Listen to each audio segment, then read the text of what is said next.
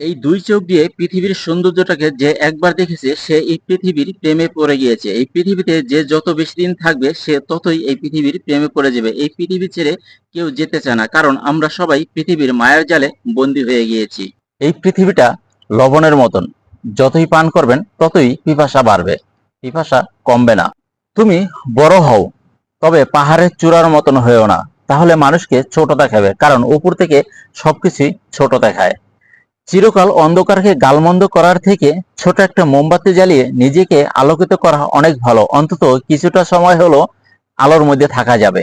সবকিছুই তোমার জানতে হবে এমন কোনো কথা নেই, সবকিছু তোমার শিখতে হবে, বুঝতে হবে এমন কোনো কথা নেই। কিছু কিছু জিনিস আছে অন্যের থেকেও শিক্ষা গ্রহণ করতে হয়।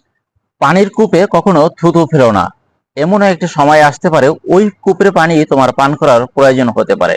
গাছ থেকে যখন আম পড়লো, তখন একযোগে সবাই বলে উঠলো আম পড়েছে, আম পড়েছে।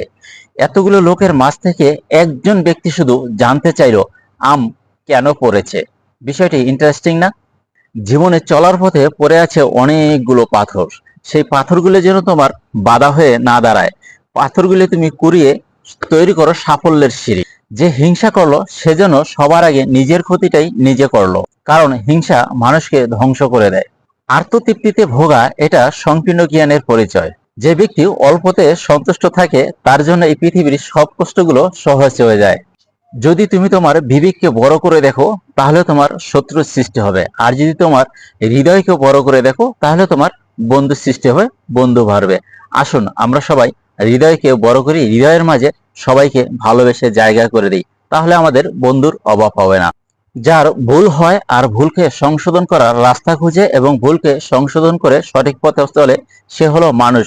আর যে ভুল করে ভুলের উপর স্থির থাকে সে হলো শয়তান।